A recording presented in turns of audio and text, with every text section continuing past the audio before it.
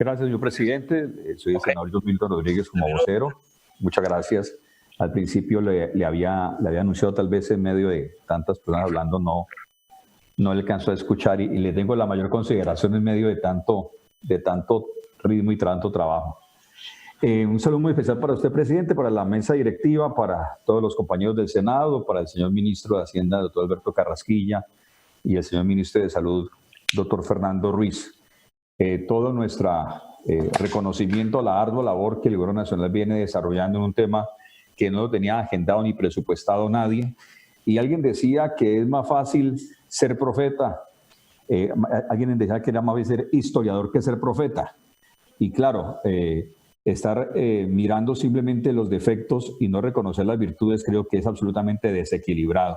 Un debate tiene que caracterizarse por tener equilibrio, reconocer las cosas que son importantes en la gestión, obviamente siempre encontrando la oportunidad para mejorar las condiciones necesarias para el pueblo colombiano. En ese sentido, nuestra participación, creemos que la labor que se ha hecho es importante y qué bueno que se pueda identificar elementos, señor ministro de Salud, que no le corresponden a usted ni a este gobierno, y es bueno a los citantes revisar lo que pasó en el año 2015. Compañeros del Senado, el 2015 fue el problema más grave del sistema de salud. Fue el año de la improvisación del gobierno anterior, cuando de una sola plumada, de una sola firma, se pasó de derecho esencial a derecho fundamental de manera improvisada.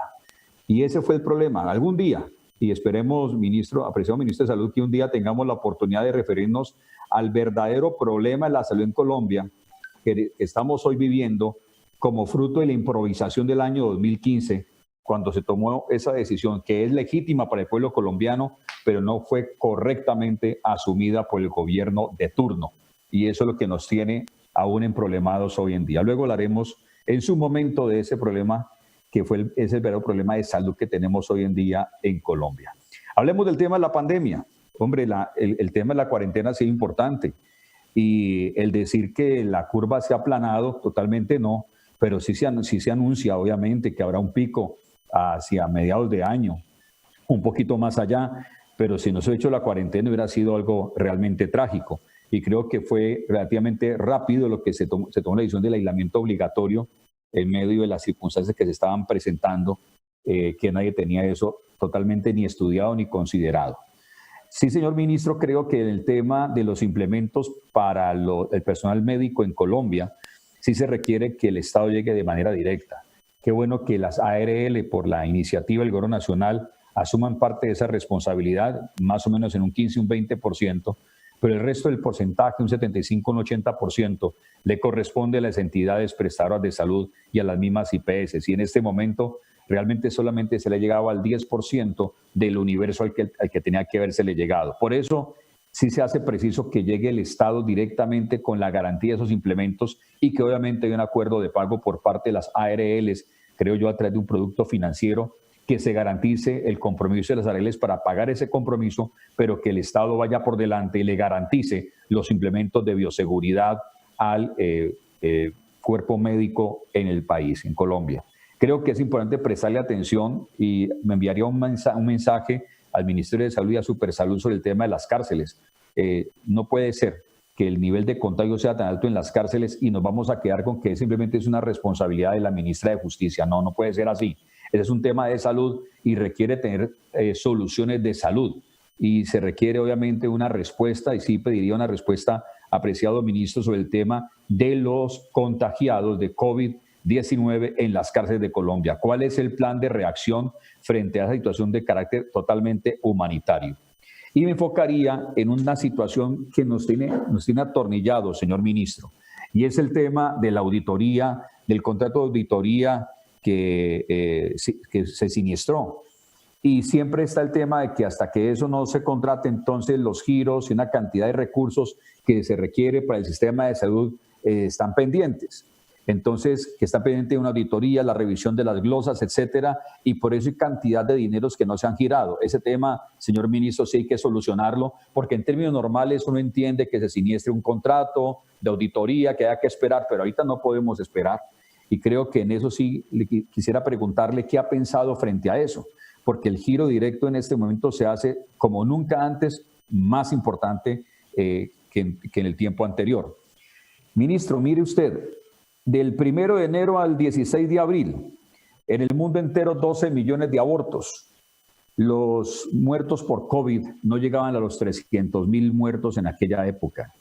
Entonces, ¿cuál es la verdadera pandemia, además de la pandemia del COVID? El aborto. ¿Y sabe qué es lo interesante? Que aquí en Colombia se promueve el aborto en casa. Y es que el aborto seguro en casa. Y lo promueve una entidad que se llama Oriéntame, patrocinado por la señora Las Igualadas del Espectador. Pero yo no he escuchado que el ministro o usted, ministro, se exprese sobre ese tema, que realmente ustedes como Ministerio de Salud tienen la política pública de familia.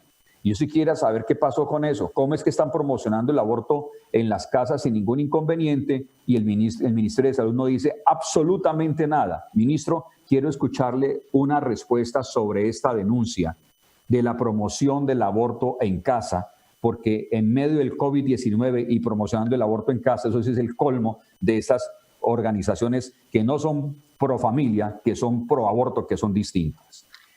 Señor ministro de Hacienda, le reitero, como ministro de Salud, nuestra admiración por la labor que han desarrollado y siempre construyendo sobre lo construido, que fue la propuesta que trajimos junto con las demás bancadas de gobierno. Hoy tenemos que registrar dos muy buenas noticias que el gobierno le ha dado a Colombia. Número uno, que el 40% del salario mínimo para reconocer no solamente las personas jurídicas, sino también las personas naturales que generan empleo a partir de los 3 empleos.